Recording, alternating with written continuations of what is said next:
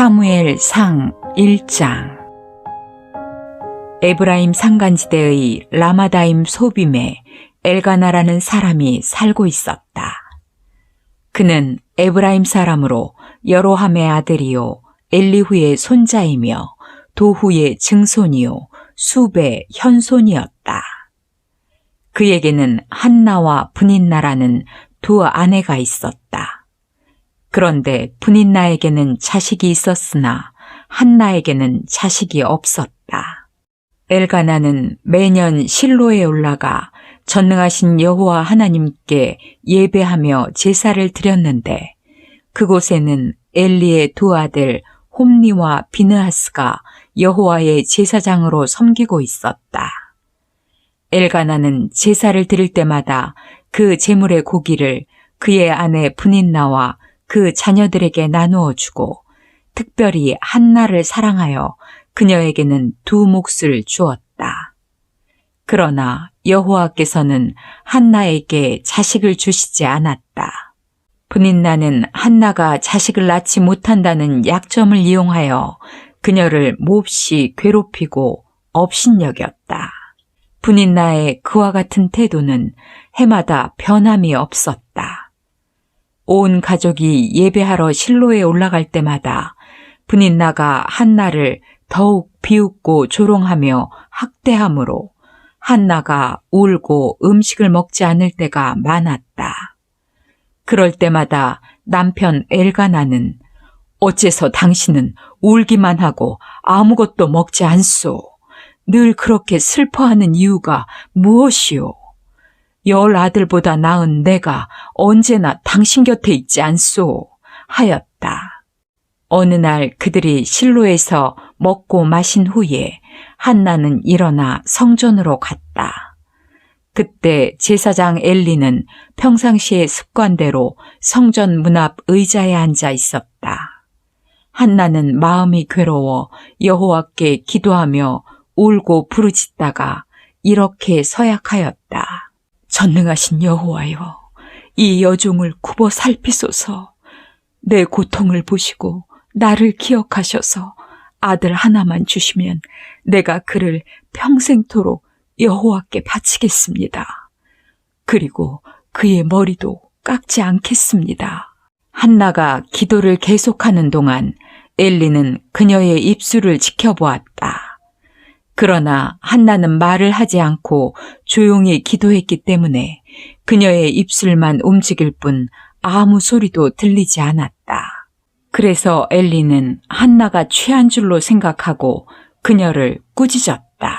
언제까지 술주정만 하고 있을 작정이오? 당장 술을 끊으시오. 제사장님, 내가 술에 취한 것이 아닙니다. 나는 술을 마시지 못합니다. 내가 너무 마음이 괴로워서 나의 심정을 여호와께 털어놓고 있었습니다. 나를 술이나 마시고 다니는 나쁜 여자로 생각하지 마십시오. 나는 너무 원통하고 분해서 지금까지 기도하고 있었을 뿐입니다. 평안히 가시오.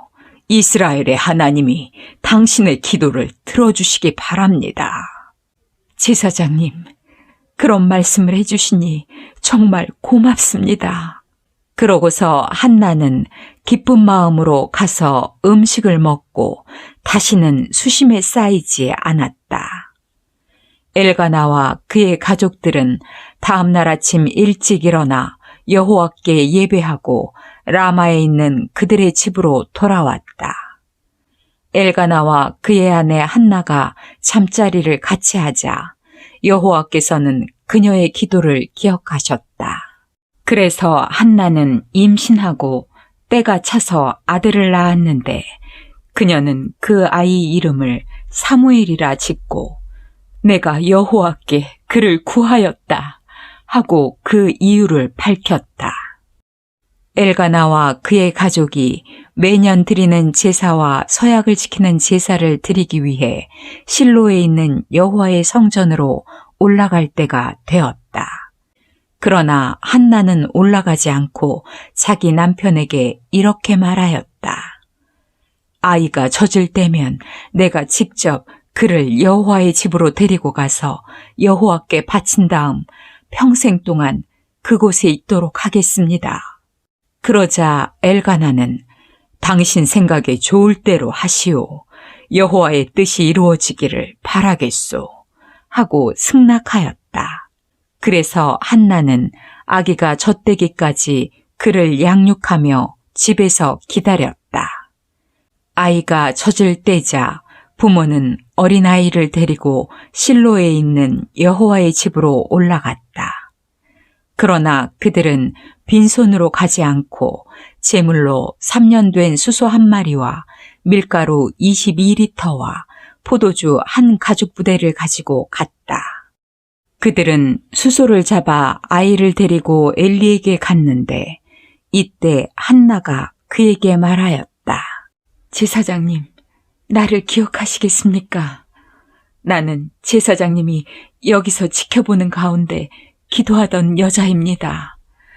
내가 아들 하나만 달라고 기도했더니 여호와께서 이 아이를 주셨습니다. 그래서 내가 이 아이를 평생 여호와께 바칩니다. 그러고서 그들은 그곳에서 여호와께 경배하였다.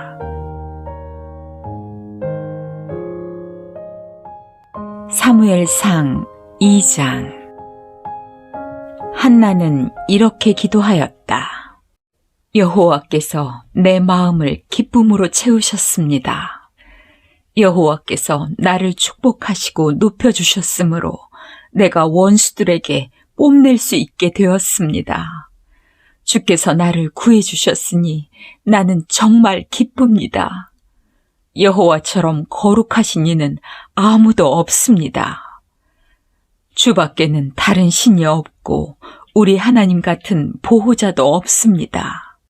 교만한 자들아, 너무 잘난 체하지 말아라.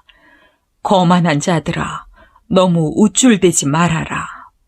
여호와는 모든 것을 다 아시는 하나님이시다. 그가 너희 행위를 판단하시리라. 용사의 활이 꺾이고 연약한 자가 강해졌구나. 한때 배불리 먹던 자들은 이제 굶주리게 되었고 지금까지 굶주리던 자들은 이제 줄이지 않게 되었다. 자식을 낳지 못하던 자는 7을 낳았고 자녀를 많이 둔 자는 자식 없는 신세가 되었네. 여호와는 죽이기도 하시고 살리기도 하시며 사람을 저 세상에 보내기도 하시고 다시 돌아오게도 하신다. 여호와는 가난하게도 하시고 부하게도 하시며 낮추기도 하시고 높이기도 하신다. 그는 가난한 자를 티끌 가운데서 일으키시고 잿더미 가운데서도 일으켜 그들을 귀족처럼 대우하시고 영광의 자리에 앉게 하시는구나. 땅의 기초는 여호와의 것이다. 여호와께서 세계를 그 위에 세우셨네. 여호와는 성도들의 발걸음을 지키실 것이나 악인은 어둠 속에서 말없이 사라지게 하시리라. 사람이 자기 힘만으로는 승리하지 못하는 법. 여호와를 대적하는 자는 산산이 깨어질 것이니 그가 하늘의 벼락으로 그들을 치시리라. 여호와는 온 세계를 심판하시고 자기가 택한 왕에게 힘을 주시며 기름 부어 세운 자에게 큰 영광을 주시리라. 그 후에 엘가나는 라마의 자기 집으로 돌아가고 어린 사무엘은 실로에 머물러 제사장 엘리 밑에서 여호와를 섬겼다. 엘리의 아들들은 불량배였다. 그들은 여호와를 두렵게 여기지 않았고 제사법에 관한 규정도 무시하였다. 사람들이 제사를 드리고 고기를 삶으면 그들은 하인을 보내 3발 달린 쇠 갈고리로 고기 삶는 솥이나 냄비나 가마에 마구 찔러 넣어 갈고리에 걸려 나오는 것은 무엇이든지 가져오게 하였다. 그들은 실로에 제사 드리러 오는 모든 이스라엘 사람들에게 이런 무례한 짓을 하였다. 이뿐 아니라 그 하인은 단에 제물의 기름을 태우기도 전에 와서 제사장은 삶은 고기를 원치 않는다고 하면서 제사장이 구워 먹을 날고기를 달라고 강요하였다. 이때 만일 제사 드리는 사람이 아직 기름을 단에 태우지도 않았는데 그럴 수는 없소. 기름을 태우고 나면 마음대로 가져가도록 하시오. 하면 그 하인은 안 된다. 지금 당장 내놓아라. 그렇지 않으면 강제로 빼앗아 가겠다. 하고 으름장을 놓기가 일쑤였다. 엘리의 아들들이 짓는 이 죄가 여호와께서 보시기에 매우 컸던 것은 그들이 여호와께 드리는 백성들의 제사를 멸시하였기 때문이었다. 사무엘은 아직 어렸지만 제사장처럼 고운 모시 에봇을 입고 여호와를 섬겼다. 해마다 그의 어머니는 자기 남편과 함께 제사를 드리러 올 때 작은 겉옷을 만들어 가지고 와서 사무엘에게 입혀주었다. 그들이 집으로 돌아가기 전에 언제나 엘리는 엘가나와 한나에게 축복하고 그들이 여호와께 바친 이 아이를 대신할 다른 자녀를 그들에게 주도록 하나님께 기도하였다. 그래서 여호와께서는 한나에게 복을 내리셔서 세 아들과 두 딸을 더 주셨으며 한편 사무엘도 여호와 앞에서 무럭무럭 자라고 있었다. 이제 엘리는 나이가 많아 늙은 노인이 되었다. 그가 자기 주변에서 일어나는 모든 일과 자기 아들들이 성막 입구에서 일을 돕고 있는 젊은 여자들을 유혹하여 그들과 잠자리를 같이 했다는 소문을 듣고 자기 아들들을 불러 그들에게 말하였다. 너희가 어째서 이런 짓을 하였느냐? 나는 너희 악한 소행에 대해서 다 듣고 있다. 내 아들들아, 너희가 이래서 되겠느냐? 내게 들리는 소문이 좋지 않다. 사람이 사람에게 범죄하면 하나님이 그를 위해 중재하시지만 사람이 여호와께 범죄하면 누가 그를 위해 중재하겠느냐? 그러나 그들은 자기 아버지의 권면을 듣고도 그 말에 귀를 기울이지 않았다. 이것은 여호와께서 이미 그들을 죽이기로 작정하셨기 때문이었다. 어린 사무엘은 점점 자라면서 여호와와 사람들에게 더욱 총애를 받았다. 어느 날 한 예언자가 엘리에게 와서 다음과 같은 여호와의 말씀을 전해주었다. 너희 조상들이 이집트에서 노예 생활을 할 때 내가 그들에게 나타나지 않았느냐?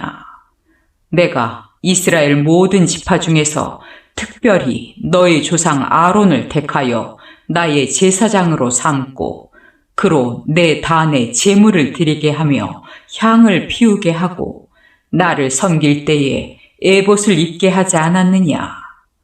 그리고 내가 그 희생의 제물을 너희 제사장들에게 주어 먹게 하였다. 그런데 어째서 너희는 나에게 가져오는 다른 제물까지 그렇게 탐하느냐? 어째서 너는 나보다 너의 아들들을 더 소중히 여기느냐? 너희가 내 백성이 드리는 제물 중에서 가장 좋은 것으로 자신을 살찌게 하는구나. 그러므로 이스라엘의 하나님 나 여호와가 말한다. 내가 전에 레위 자손인 너의 집안이 언제나 제사장으로 나를 섬기게 하겠다고 약속하였으나 이제 나는 절대로 그렇게 하지 않겠다. 나는 누구든지 나를 소중히 여기는 자를 소중히 여기고 나를 멸시하는 자를 멸시할 것이다. 이제 내가 너의 가정과 집안의 젊은 사람들을 쳐서 제 명대로 살지 못하게 하고 네 집안에 노인이 하나도 없게 하겠다. 내가 이스라엘 백성에게 준 복을 보고 너와 너의 가족은 부러워할 것이며 너희는 환난을 당하고 네 집안에는 영영 노인이 없을 것이다. 또 살아남는 자가 있어도 그가 내 눈을 멀게 하고 내 마음을 슬프게 할 것이며 너의 모든 자손들은 젊어서 죽게 될 것이다. 그리고 홈니와 비느하스가 한날에 죽는 것을 보면 너는 내가 말한 것이 사실임을 알게 될 것이다. 나는 나를 섬기고 내가 원하는 것을 행하는 충실한 제사장을 세울 것이다. 나는 그의 후손들을 축복할 것이며 그들은 내가 세운 왕 앞에서 항상 제사장으로 섬길 것이다. 그때 내 후손 중에 살아남은 자들은 그에게 찾아가서 돈과 먹을 것을 구걸하며 엎드려 나에게도 제사장의 직분을 맡겨 먹는 것이라도 충분히 먹게 해주십시오 하고 말할 것이다. 사무엘상 3장. 어린 사무엘이 엘리 밑에서 여호와를 섬기고 있을 당시에는 여호와의 말씀을 듣기가 매우 힘들었고 환상을 보는 일도 거의 없었다. 그러던 어느 날 밤, 눈이 어두워 잘 보지 못하는 엘리는 자기 방에 가서 누웠고 사무엘은 법궤가 있는 여호와의 성전에 누웠으며 하나님의 등불은 아직 꺼지지 않았다. 이때 여호와께서 사무엘아, 사무엘아 하고 부르셨다. 그러자 사무엘은 예, 내가 여기 있습니다 하며 엘리에게 달려가서 나를 부르셨습니까? 내가 여기 왔습니다 하고 말하였다. 그러나 엘리는 내가 너를 부르지 않았다. 도로 가서 자리에 누워라 하였다. 그래서 사무엘은 다시 잠자리에 들었다. 여호와께서 다시 사무엘아 하고 부르셨다. 그래서 사무엘이 일어나 다시 엘리에게 가서 나를 부르셨습니까? 내가 여기 왔습니다 하자 엘리는 얘야, 아니다.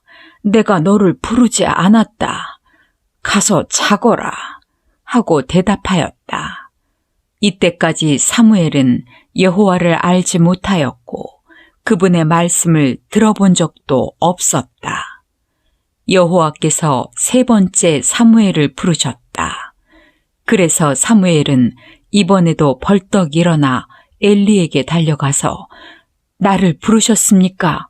내가 여기 왔습니다 하였다. 그제서야 엘리는 여호와께서 사무엘을 부르신 줄 알고 그에게 말하였다.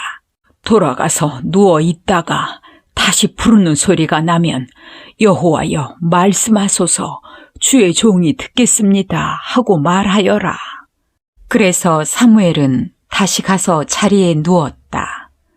그러자 여호와께서 찾아오셔서 전과 같이 사무엘아, 사무엘아 하고 부르셨다. 그래서 사무엘은 말씀하소서 주의 종이 듣겠습니다 하고 대답하였다. 그때 여호와께서 사무엘에게 이렇게 말씀하셨다. 나는 이스라엘 사람들이 듣고 깜짝 놀랄 만한 일을 하려고 한다. 내가 엘리의 집안에 대하여 경고한 그 모든 일을 처음부터 끝까지 다 실행하고야 말겠다. 나는 엘리의 아들들이 행하는 악에 대해서 그 가족을 영원히 심판하겠다고 그에게 말해주었으나 그는 자기 아들들이 저주받을 짓을 계속하는 것을 보고도 그것을 제지하지 않았다. 그래서 나는 엘리 집안의 죄가 제물이나 예물로서는 절대로 용서받지 못할 것이라고 그에게 선언하였다. 사무엘은 아침까지 누워있다가 평소 때와 같이 성전문을 열었다. 그러나 그는 자기가 들은 말씀을 엘리에게 알리기를 두려워하였다. 그때 엘리가 사무엘을 불러 말하였다. 예, 사무엘아. 예, 내가 여기 있습니다. 여호와께서 너에게 무슨 말씀을 하셨느냐? 모든 것을 나에게 말하여라. 만일 내가 하나라도 숨기면 하나님이 너에게 엄한 벌을 내리시기 원한다. 그래서 사무엘은 하나도 숨기지 않고 엘리에게 모든 것을 그대로 말하였다. 그러자 엘리가 이것은 여호와의 뜻이므로 그분이 좋을 대로 하실 것이다 하였다. 사무엘이 점점 성장해 가자 여호와께서는 그와 함께 계셔서 사무엘이 말한 것이 다 이루어지도록 하셨다. 그래서 단에서 브엘세바에 이르기까지 모든 이스라엘 사람들은 사무엘을 여호와께서 세우신 예언자로 알게 되었다. 그 후에도 여호와께서는 계속 실로에 나타나셔서 사무엘에게 말씀하셨는데 그때마다 사무엘은 그 모든 말씀을 이스라엘 백성에게 전해 주었다.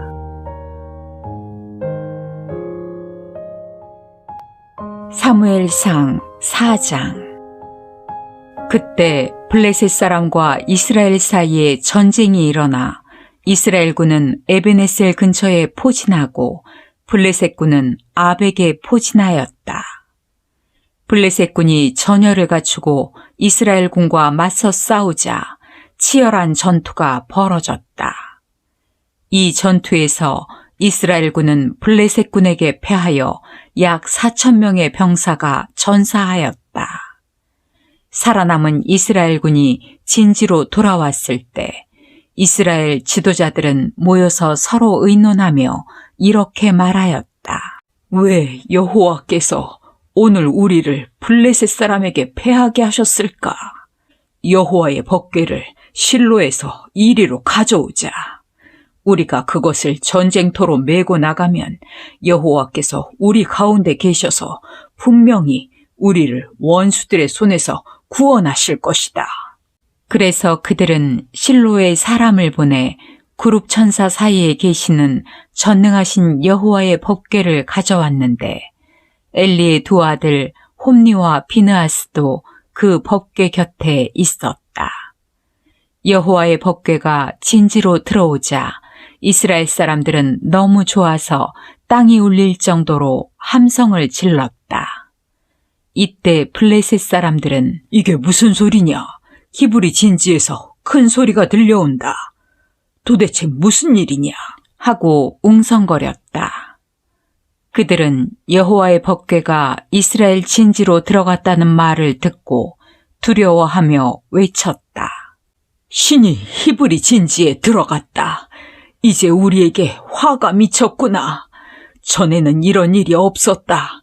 누가 우리를 이 강한 신들의 손에서 구출할 수 있겠는가? 그들은 광야에서 무서운 재앙으로 이집트 군대를 전멸시킨 신들이다. 너희 블레셋 사람들아, 용기를 내어 대장부답게 싸워라. 그렇지 않으면 그들이 우리 종이 된 것 같이 우리가 그들의 종이 될 것이다. 그러고서 블레셋 사람들이 필사적으로 이스라엘군을 치자 이스라엘군은 다시 패하여 3만 명의 전사자를 내고 살아남은 자들은 자기들의 진지로 도망갔으며 하나님의 궤는 빼앗겼고 홈니와 비느하스는 죽음을 당하였다. 바로 그날에 어떤 베냐민 사람이 옷을 찢고 머리에 티끌을 끼얹은 채 전쟁터에서 달려와 실로에 도착하였다. 이때 엘리는 하나님의 궤가 어떻게 되었는지 궁금해서 몹시 걱정하며 길가에 의자를 놓고 앉아 전쟁 소식을 기다리고 있었다. 마침 전쟁터에서 온 그 사람이 성 안에 들어오면서 일어난 일을 다 말하자 성 안의 모든 사람들이 울부짖었다. 엘리는 성 안이 떠들썩한 소리를 듣고 이게 무슨 소리냐 하고 물었다. 이때 엘리의 나이는 98세였는데 눈이 어두워 제대로 보지 못하였다. 그 사람이 엘리에게 급히 와서 내가 오늘 전쟁터에서 도망하여 이곳까지 줄곧 달려왔습니다. 하자 엘리는 여보게 전쟁 결과가 어떻게 되었는가 하고 물었다. 그러자 그가 이렇게 대답하였다. 이스라엘군이 블레셋군에게 패하여 수많은 병사가 전사하였습니다. 그리고 당신의 두 아들 홈니와 비느하스도 죽었으며 살아남은 자들은 도망하였고 하나님의 궤는 빼앗겼습니다. 성전 문 곁 자기 의자에 앉아있던 엘리는 하나님의 궤를 빼앗겼다는 말을 듣고 그만 나자빠져서 목이 부러져 죽었다. 이것은 그가 나이 많아 늙은 데다가 살까지 쪄서 몸이 무거웠던 탓이었다. 이렇게 해서 그는 40년 동안 이스라엘의 사사가 되어 다스렸다.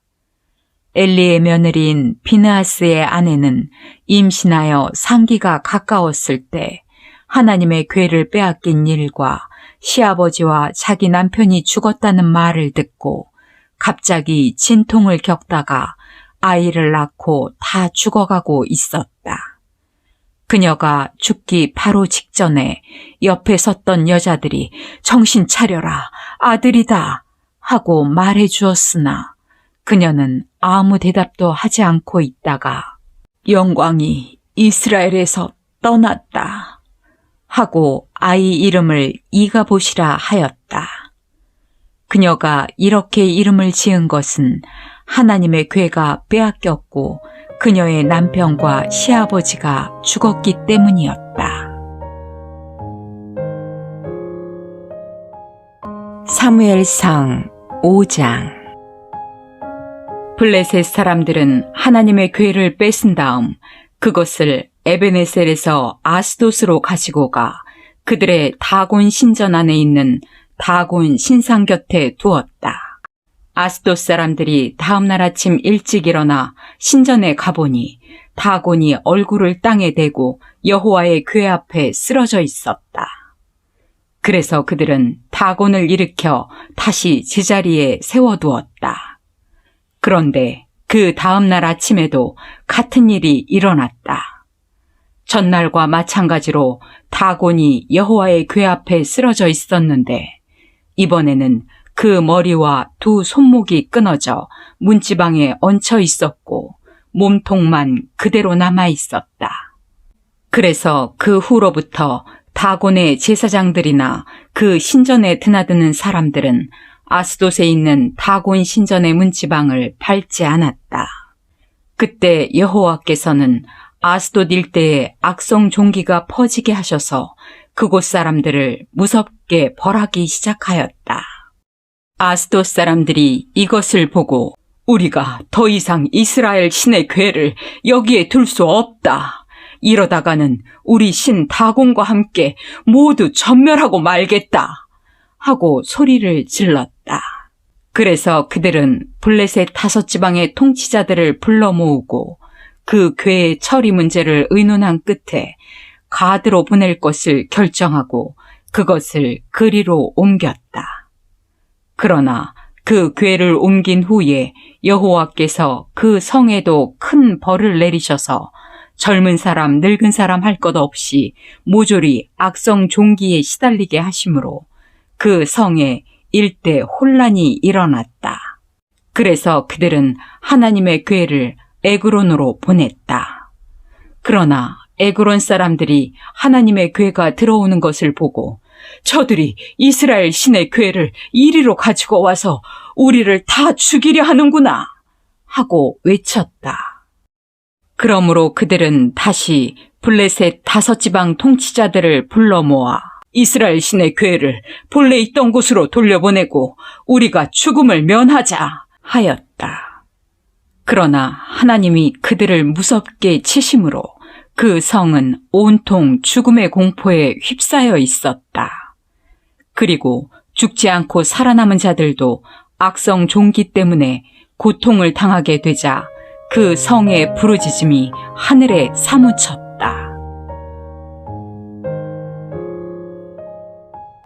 사무엘상 6장.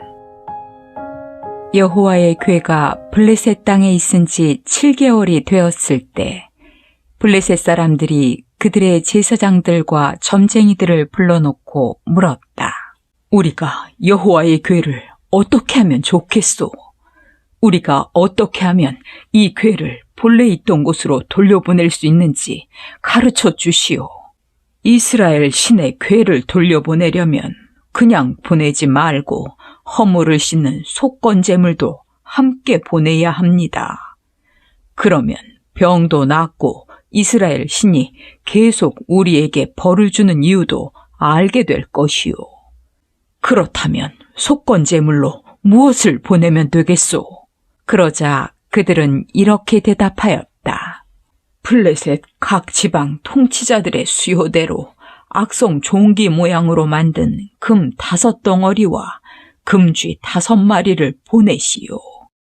이것은 당신들과 당신들의 통치자들에게 내린 재앙이 똑같기 때문이오. 그러므로 당신들은 이런 모양의 악성 종기와 쥐를 만들어 보내고 이스라엘 신에게 찬양을 돌리시오. 그러면 그가 우리와 우리 신들과 우리 땅에 내리는 재앙을 그치게 할지도 모릅니다. 바로와 이집트 사람들처럼 고집을 피워 반항하지 마시오. 그들이 이스라엘 사람들을 떠나지 못하게 하였을 때 이스라엘의 신이 그들에게 무서운 재앙을 내리지 않았소. 그러므로 새 수레를 만들고 아직 멍에를 메어보지 않은 젖소 2마리를 끌어다가 수레에 메고 그 송아지는 마구간에 떼어 놓으시오. 그리고 여호와의 궤를 가져다가 수레에 싣고 종기 모양으로 만든 금덩어리와 금쥐는 상자에 담아 그 궤 옆에 두고 그 소들이 가고 싶은 대로 가도록 내버려 두시오. 그러나 잘 지켜보고 있다가 만일 그 소들이 우리 국경을 넘어서 베세메스로 가면 이 큰 재앙은 이스라엘의 신이 우리에게 내린 것이요. 만일 그렇지 않으면 이 재앙은 그가 내린 것이 아니라 우연히 일어난 사건으로 보아야 할 것이요. 그래서 블레셋 사람들은 그들의 지시대로 송아지는 마구간에 떼어놓은 채 젖소 2마리를 끌어다가 수레에 메고 여호와의 궤와 그리고 악성 종기 모양으로 만든 금덩어리와 금쥐를 담은 상자를 수레에 실었다. 그러자 그 소들은 곧장 베세메스를 향해 울며 나아갔고 길에서 벗어나지 않았다. 그리고 블레셋 5지방 통치자들은 베세메스 경계까지 그것들을 뒤따라갔다. 베세메스 사람들은 골짜기에서 밀을 베다가 궤를 보고 기뻐서 어쩔 줄을 몰랐다. 수레가 여호수아라는 사람의 밭에 들어와 큰 바위 곁에 멈추자 사람들은 수레의 나무를 패고 그 소들을 잡아 여호와께 번제로 드렸다. 레위 지파 사람들은 여호와의 궤와 그리고 금덩어리가 담긴 상자를 수레에서 내려 그 바위 위에 놓았다. 그날 베세메스 사람들은 번제 외에도 다른 많은 제물을 여호와께 드렸다. 블레셋 5지방 통치자들은 이 모든 것을 보고 그날 에그론으로 돌아갔다. 블레셋 사람들이 여호와께 속건 제물로 드린 종기 모양의 금덩어리는 아스돗, 가사, 아스글론, 가드, 에그론에서 각각 하나씩 보낸 선물이었으며 그 금쥐는 다른 블레셋 도시 곧 5지방 통치자들이 다스리는 요새화된 성과 시골 부락들의 수요대로 바친 것이었다.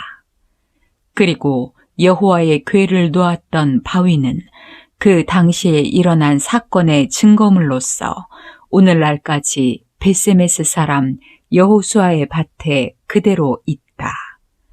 그러나 베세메스 사람들이 여호와의 궤를 들여다보았기 때문에 여호와께서는 그들을 쳐서 70명을 죽였다.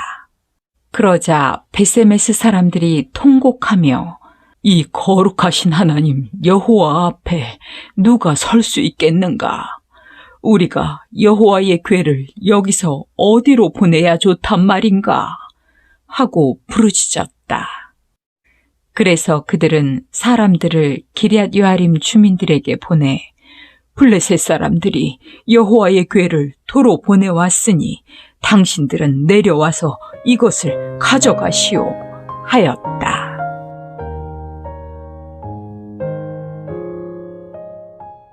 사무엘상 7장.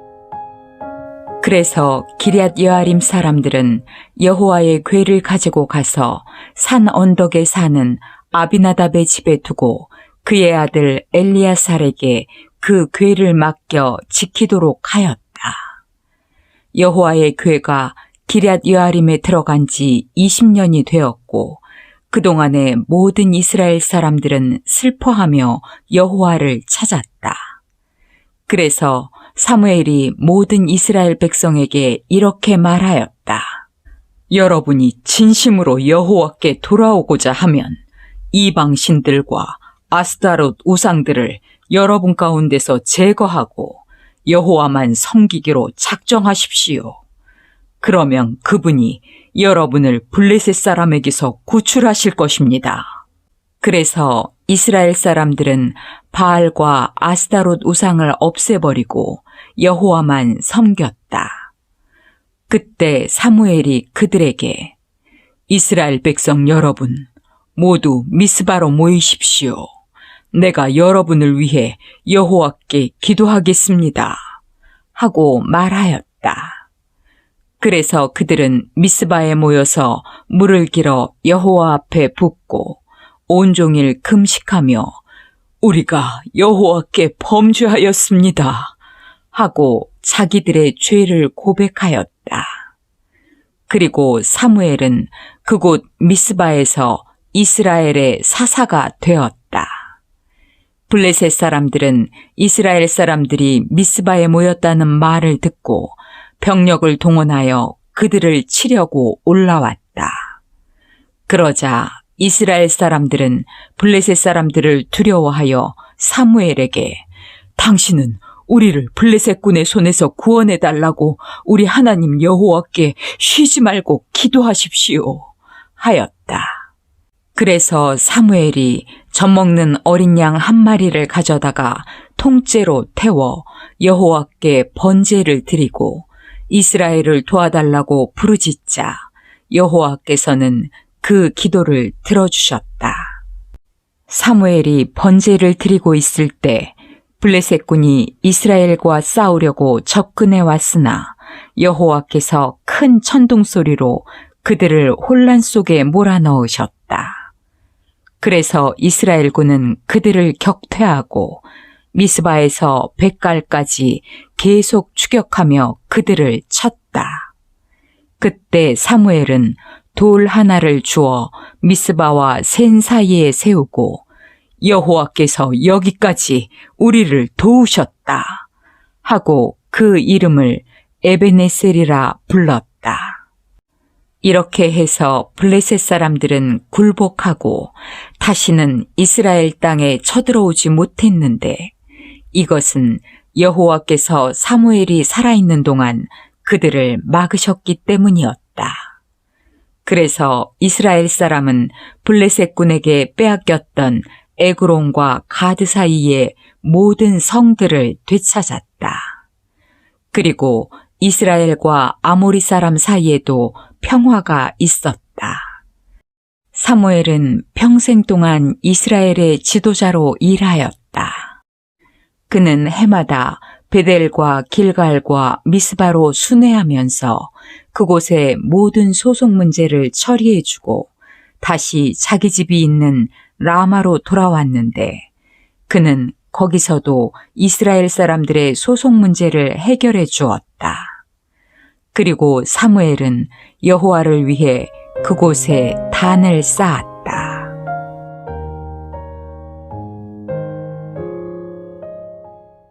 사무엘상 8장. 이제 사무엘은 많이 늙었다. 그래서 그는 자기 아들들을 이스라엘의 사사로 세웠는데 장남은 요엘이며 차남은 아비야였다. 그들은 브엘세바에서 사사가 되었으나 자기 아버지와 같지 않아서 돈을 탐하여 뇌물을 받고 재판 업무를 공정하게 처리하지 않았다. 그래서 이스라엘의 모든 장로들이 모여서 라마에 있는 사무엘에게 찾아가 이렇게 말하였다. 보십시오. 이제 당신은 늙으셨고 당신의 아들들은 당신의 행위를 본받지 않고 있습니다. 그러니 다른 나라들과 같이 우리에게도 왕을 세워 우리를 다스리게 하십시오. 사무엘은 왕을 세워달라는 그들의 요구를 기쁘게 여기지 않았기 때문에 여호와께 기도하여 물어보았다.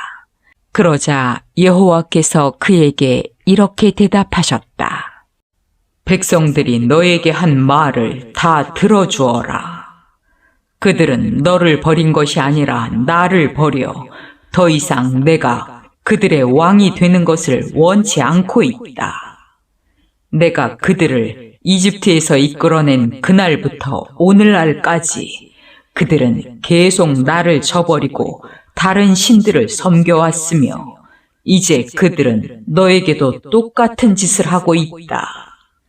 이제 너는 그들의 말을 들어라. 그러나 왕을 모시는 것이 어떤 것인지 그들에게 경고해 주어라. 그래서 사무엘은 왕을 요구하는 백성에게 여호와의 말씀을 전하며 이렇게 말하였다. 여러분이 왕을 모시겠다고 계속 고집하면 그 왕은 여러분의 아들들을 징발하여 그의 전차와 말을 몰게 하고 그의 전차 앞에 달리게 할 것이며 또 여러분의 아들들 중에 어떤 사람은 군 부대의 지휘관이 되게 하고 또 어떤 사람은 종을 삼아 궁전에 밭을 갈며 추수하게 하고 또 다른 사람은 왕의 무기와 전차의 도구를 만들게 할 것입니다. 그리고 그는 여러분의 딸들을 데리고 가서 강제로 요리시키고 빵을 굽고 향료를 만들게 할 것입니다. 그가 여러분의 밭과 포도원과 감람원 중에서 제일 좋은 것을 빼앗아 그의 신하들에게 줄 것이며 또 여러분이 추수한 수확의 11조를 거두어 자기 관리와 신하들에게 나누어 주고 여러분의 남녀 종들과 제일 좋은 소와 나귀를 끌고 가서 그의 사적인 일을 시킬 것입니다. 그리고 그는 여러분의 양떼 중 10분의 1을 빼앗아 갈 것이며 여러분은 그의 종이 될 것입니다. 그때 여러분은 여러분이 택한 바로 그 왕 때문에 눈물로 부르짖을 것이나 여호와께서는 여러분에게 응답하지 않으실 것입니다. 그러나 백성들은 사무엘의 경고를 듣지 않고 아닙니다. 그래도 우리는 왕이 있어야 되겠습니다. 우리는 우리 주변의 다른 나라들과 같이 되기를 원합니다. 그래야 그가 우리를 다스리며 전쟁에서 우리를 지휘하고 우리를 위해 싸울 것이 아닙니까? 하고 우겨댔다. 사무엘이 백성들의 말을 듣고 그대로 여호와께 전하자 여호와께서는 그들의 말대로 왕을 세우라고 말씀하셨다. 그래서 사무엘은 그렇게 하기로 하고 그 사람들을 모두 집으로 돌려보냈다. 사무엘상 9장. 베냐민 지파에 기스라는 사람이 있었다. 그는 부유하고 유력한 사람으로 아비엘의 아들이며 스롤의 손자요 베고랏의 증손이며 아비아의 현손이었다. 기스에게는 사울이라는 아들 하나가 있었는데 그는 이스라엘에서 키가 제일 크고 으뜸가는 미남자였다. 어느 날 기스의 나귀들이 길을 잃고 집에 들어오지 않았다. 그래서 그는 사울과 하인 한 사람을 보내며 나귀들을 찾아오라고 하였다. 그들은 에브라임 산간지대와 살리사 땅과 사알림 일대와 베냐민 전 지역을 돌아다니면서 샅샅이 찾아보았으나 나귀들을 찾을 수가 없었다. 그들이 숲 땅에 이르렀을 때 사울이 하인에게 말하였다. 그냥 집으로 돌아가자. 지금쯤 아버지께서는 잃은 나귀보다 우리를 더 걱정하실 것이다. 좋은 수가 있습니다. 이 성에 하나님의 사람이 있는데 그가 말한 것은 무엇이든지 이루어지기 때문에 모든 사람들이 그를 존경하고 있습니다. 그 사람에게 찾아가서 한번 물어봅시다. 나귀가 어디 있는지 아마 가르쳐 줄 것입니다. 그렇지만 우리에게는 그에게 드릴 선물이 아무것도 없지 않느냐. 우리 음식도 다 떨어졌으니 그에게 드릴 것이라곤 하나도 없다. 나에게 조그만 은화 하나가 있습니다. 이것이라도 그에게 드리고 한번 알아보도록 합시다. 그거 좋은 생각이다. 그렇게 하도록 하자. 그래서 그들은 예언자가 있다는 성을 향해 출발하였다. 그들은 성으로 가는 언덕길을 올라가다가 물 기르러 나오는 처녀들을 만나 이 성에 선견자가 있습니까? 하고 물었다. 그 당시에는 예언자를 선견자라고 불렀기 때문에 사람들은 하나님에게 물어볼 일이 생길 때마다 지금 흔히 우리가 말하는 식으로 예언자에게 가서 물어보자라고 하지 않고 선견자에게 가서 물어보자라고 말하기가 일쑤였다. 그때 처녀들이 이렇게 대답하였다. 예, 방금 이 길을 지나서 성으로 들어갔습니다. 그는 외출했다가 오늘 백성들의 산당 제사에 참석하기 위해서 이제 막 돌아왔습니다.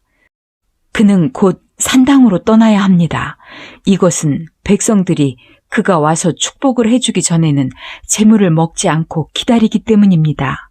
그러니 지금 서둘러 성으로 들어가 보세요. 곧 만날 수 있을 것입니다. 그래서 그들은 성으로 급히 떠났다. 그들이 성으로 들어갈 때 사무엘이 산당에 가려고 나오고 있었다. 여호와께서는 전날 사울이 올 것을 미리 알게 하려고 사무엘에게 이렇게 말씀하셨다. 내일 이맘때에 내가 베냐민 땅에서 한 사람을 너에게 보내겠다. 너는 그에게 기름을 부어 내 백성의 지도자로 삼아라. 그가 내 백성을 블레셋 사람에게서 구해낼 것이다. 내가 그들의 부르짖는 소리를 들으니 측은한 마음이 드는구나. 사무엘이 사울을 보는 순간 여호와께서 그에게 저 사람이 내가 너에게 말한 바로 그 사람이다. 그가 내 백성을 다스릴 것이다. 하고 일러주셨다. 그때 사울이 사무엘에게 다가가서 물었다. 선견자의 집이 어디 있는지 좀 가르쳐 주시겠습니까? 내가 바로 선견자요. 당신은 먼저 산당으로 올라가시오.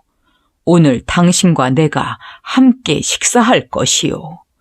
내일 아침 내가 당신을 보낼 때에 당신이 알고 싶어하는 것을 다 말해주겠소. 그리고 사흘 전에 잃어버린 나귀에 대해서는 조금도 염려하지 마시오. 그것은 이미 찾았소. 이스라엘 사람들이 그처럼 원하던 자가 누구요? 바로 당신과 당신의 가족이 아니요. 별 말씀을 다 하십니다. 나는 이스라엘 지파 중에서도 가장 작은 베냐민 지파 출신이며 게다가 우리 가족은 우리 지파의 모든 집안 중에서도 가장 보잘것없는 집안인데 어째서 나에게 이런 말씀을 하십니까? 사무엘은 사울과 그의 하인을 데리고 큰 객실로 들어가서 그들을 귀빈석에 앉혔는데 그곳에는 30명 정도의 손님들이 모여 있었다. 그런 다음 사무엘이 요리사에게 그들을 위해 미리 준비해 놓은 가장 맛있는 고기를 사울에게 갖다 주라고 지시하자 그는 그 고기를 가져다가 사울 앞에 놓았다. 그러자 사무엘이 자, 먹읍시다. 이것은 내가 이 손님들을 초대하기 전부터 당신을 위해 준비해 놓은 것이오. 하였다. 그래서 그날 사울은 사무엘과 함께 식사하였다. 그 후에 그들은 산당에서 내려와 성으로 돌아왔다. 사무엘은 사울을 데리고 옥상으로 올라가서 이야기를 주고받았다. 다음 날 아침 사무엘은 일찍 일어나 옥상에 있는 사울을 불러 일어나시오. 당신이 떠날 시간이 되었소. 하였다. 사울이 일어나자 사무엘은 그를 데리고 밖으로 나갔다.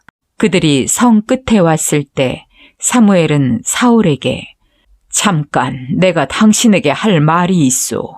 하인을 앞서 보내도록 하시오. 하였다. 하인이 앞서가자 그는 다시 말을 이었다. 여기 잠시 멈추시오. 내가 하나님의 말씀을 당신에게 일러주겠소. 사무엘상 10장. 그때 사무엘은 기름병을 가져다가 사울의 머리에 붓고 그의 볼에 입을 맞추며 말하였다. 내가 이렇게 하는 것은 여호와께서 당신을 자기 백성 이스라엘의 왕으로 세우셨기 때문이요. 당신은 돌아갈 때 베냐민 땅의 셀사에 있는 라헬의 무덤 곁에서 두 사람을 만날 것이며 그들은 이렇게 말할 것이요. 당신이 찾으러 간 나귀를 찾게 되어 당신의 아버지는 한시름 놓았으나 오히려 당신을 걱정하며 어떻게 하면 당신을 찾겠느냐고 물었습니다. 그리고 당신이 다볼의 상수리 나무에 이르면 하나님께 예배하러 베델로 올라가는 세 사람이 맞은편에서 오고 있는 것을 보게 될 것이요. 그들 중 한 사람은 염소 새끼 3마리를 끌고 올 것이며 또 한 사람은 빵 3덩이를 가졌고 다른 한 사람은 포도주 1부대를 가지고 있을 것이요. 그들이 당신에게 인사하고 빵 2덩이를 줄 것이며 당신은 그것을 받게 될 것이요. 그 후에 당신은 블레셋군의 주둔지가 있는 하나님의 산으로 가게 될 것이요. 당신이 그곳에 도착하면 산당에서 떼지어 내려오는 예언자들을 만날 것이며 그들은 내려오면서 피리를 불고 북을 치며 수금과 비파를 타면서 예언할 것이요. 그때 당신은 여호와의 성령에 완전히 사로잡혀 당신도 그들과 함께 예언하고 변하여 다른 사람이 될 것이요. 그때부터 당신은 상황에 따라 행동하시오. 여호와께서 당신과 함께 하실 것이요. 당신은 먼저 길갈로 내려가서 기다리시오. 7일 후에 내가 그리로 가서 번제와 화목제를 드리겠소. 당신이 할 일에 대해서는 내가 그곳에 도착해서 일러주겠소. 사울이 작별 인사를 하고 사무엘을 떠나려고 할 때 하나님이 그에게 새 마음을 주셨으며 또 사무엘이 말한 모든 예언도 그날 다 이루어졌다. 사울과 그의 하인이 하나님의 산에 도착했을 때 예언자들이 나와 사울을 영접하였다. 바로 그때 하나님의 성령이 사울을 강하게 사로잡자 그도 그 예언자들과 함께 예언하기 시작하였다. 전에 사울을 알던 사람들은 그가 이렇게 하는 것을 보고 도대체 기스의 아들에게 무슨 일이 생겼느냐? 사울도 예언자란 말인가? 하고 외쳤다. 또 그곳에 사는 어떤 사람은 그의 조상 가운데서도 이처럼 예언을 하는 자가 있었느냐? 하고 묻기도 하였다. 그래서 여기서부터 사울도 예언자란 말이냐? 라는 유행어가 생기게 되었다. 사울은 예언하던 것을 그치고 산당으로 올라갔다. 사울의 삼촌이 사울과 그 하인을 보고 물었다. 도대체 너희들은 어디 갔었느냐? 우리는 나귀를 찾으러 갔다가 찾을 수 없어서 예언자 사무엘에게 물어보려고 갔었습니다. 그래, 그가 뭐라고 하더냐? 그가 나귀를 찾았다고 말해 주었습니다. 그러나 사울은 자기가 왕으로 기름 부음을 받았다는 이야기는 하지 않았다. 사무엘이 이스라엘 백성을 미스바에 모으고 그들에게 여호와의 말씀을 이렇게 전하였다. 내가 너희를 이집트에서 인도해내어 이집트 사람들과 너희를 괴롭히던 모든 원수들의 손에서 너희를 구해주었다. 그러나 너희는 모든 재난과 고통에서 너희를 구출한 너희 하나님을 저버리고 오히려 우리에게 왕을 세워주시오 하고 요구하였다. 그러므로 이제 너희는 지파와 집안별로 나 여호와 앞에 나오너라. 그래서 사무엘은 각 지파의 지도자들을 여호와 앞으로 나오게 했는데 그때 베냐민 지파가 뽑혔다. 그런 다음 사무엘이 베냐민 지파를 집안별로 여호와 앞에 나오게 하자 이번에는 마드리 집안이 뽑혔다. 마지막으로 마드리 집안이 여호와 앞에 나왔을 때 기스의 아들 사울이 뽑혔으나 그가 자취를 감추고 말았다. 그래서 그들이 그가 어디 있습니까? 그가 우리 가운데 있습니까? 하고 여호와께 묻자 여호와께서는 그가 짐꾸러미 사이에 숨어 있다 하고 대답하셨다. 그래서 그들이 달려가서 사울을 데리고 왔는데 그는 키가 커서 다른 사람들이 그의 어깨까지밖에 미치지 못하였다.